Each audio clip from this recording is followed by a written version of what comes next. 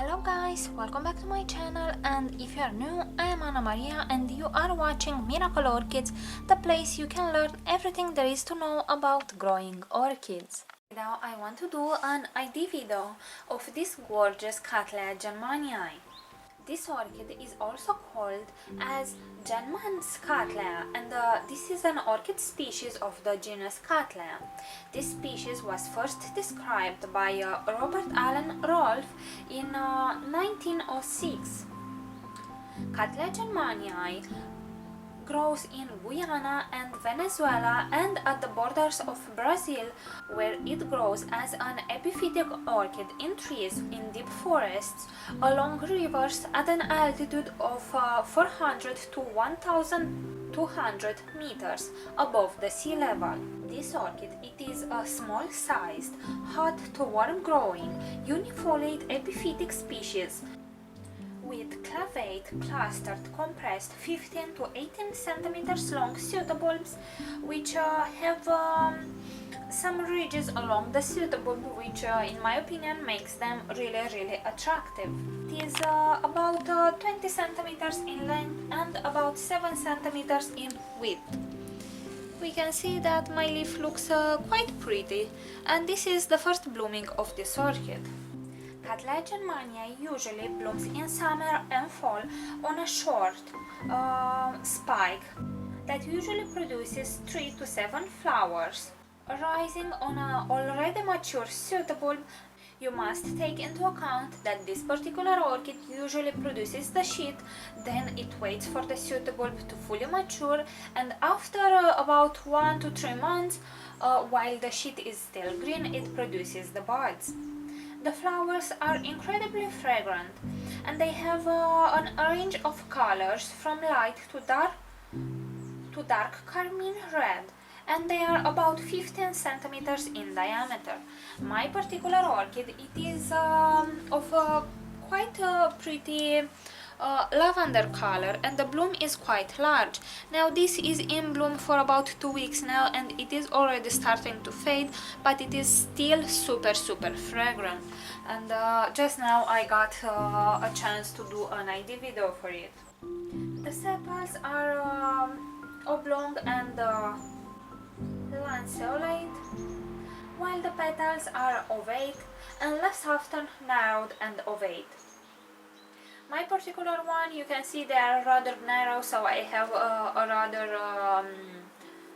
rare type of orchid. As you can see, the petals and sepals are a bit wavy along the rim, and my particular one does not have a lighter denticles around the petals, but some forms have. The lip, it is in the form of a folded paper and covers a column inside itself. Its shape, it is ovate, wavy along the rim, and inside it has a yellow or orange color, often with red and brown veins like my particular one has. In front, the column is wide, and it has about 3 centimeters in length. Now this orchid, it is super easy to grow. You should not worry at all about its care.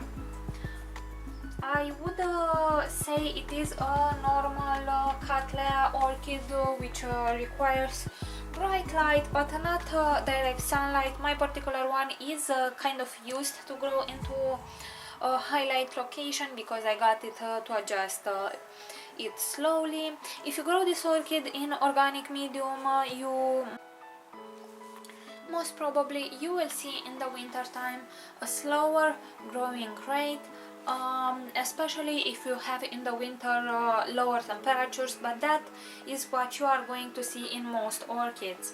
My particular one, it is growing in semi-hydro with a bed of moss on the top, just because she is not yet super well rooted, and she loves it. As you can see, this is the first time she bloomed for me. I bought it as 1 year from flowering size, and right now she is growing at the base another new growth. Let me show you. There we go. So it kind of likes its environment. This is the biggest pseudobulb she ever created. It has some ridges in here. This is the normal shape it grows. My particular orchid grows all around the year. It does not have that stopping of growth in the winter, but people who grow them in normal media usually do find that to be applicable to their case. This orchid usually likes a pretty warm temperature, so about 18 to 35 Celsius during the day, and the night about 20 to 25, so or 18 to 25. I would not keep this orchid into lower temperatures than 18 Celsius. This is a warm loving plant, as I said, so make sure you take that into account. Of course she will adapt into other conditions as well, but yeah, you should pretty much make sure you provide the conditions she has in nature if you want to grow it at its maximum capacity. As I said, Cattleya Jenmanii loves bright sunlight, and it is able to tolerate direct morning and evening sunlight. I would say about 3,000 foot candles or 25,000 to 35,000 lux. But the hot summer noon on windows on southern orientation, it should be protected from direct sunlight by placing it behind a curtain.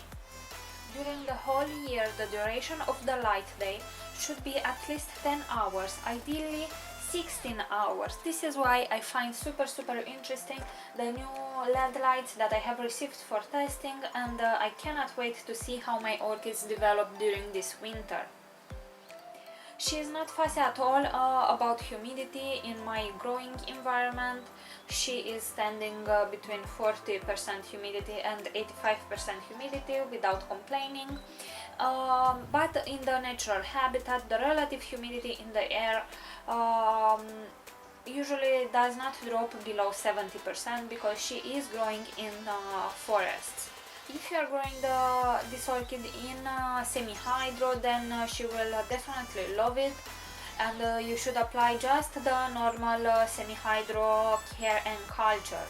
But if you want to grow it in pots and hanging baskets, the substrate must be very well draining and quite aerated, so a mixture of bark and I would say pine bark and charcoal with some perlite I think would be best for it, maybe with a top dressing of sphagnums. You should make sure you repot this orchid only when it is really necessary. So if you are growing it in semi-hydro, when it doesn't have any more space inside the pot, or in organic medium, once the media starts to decompose, you should consider that it is very important that the pH of this orchid does not drop below 5.5, because that would be too acidic and most probably kill in time the roots. So you need to make sure that when you repot this orchid, you repot it at the correct time, meaning when it has new roots growing from the pseudobulb. Usually this orchid in my care does not grow the roots as the pseudobulb is forming, so when it is this little, but much more later when the pseudobulb is almost fully mature. So take that into account when you want to repot it, so you don't stress too much the orchid without any sense. As for fertilizer, in semi-hydro I fertilize this orchid with 250 ppm of nitrogen at every single watering, and I use MSU fertilizer with some silicone and some pH down solution. So this is super easy. In organic medium you should fertilize her every week, and you should make sure you flush the orchid at least once a month with pure distilled water or rainwater. So that is also very important. And with that being said, guys, I think I covered pretty much all its care needs. Now I want you to take a closer look at these gorgeous blooms. They are very big, but the fragrance is amazing. It has a sweet, syrupy kind of a scent, very floral. It kind of reminds me of the lilac blooms. It is quite powerful, and during the morning hours and during the day, it fills my entire room with this beautiful scent. So I'm always quite amazed by the fragrance of the orchid species because they have a unique scent. Usually the hybrids have a combined scent, and it is not this pure anymore. This is just an amazing scent, and you just need to feel it yourself to understand what I am talking about. So alright guys, this is pretty much all for today. If you have any questions, please leave them in the comment section below, and I will be more than happy to answer them for you. Thank you very much for watching, and see you all next time. Bye!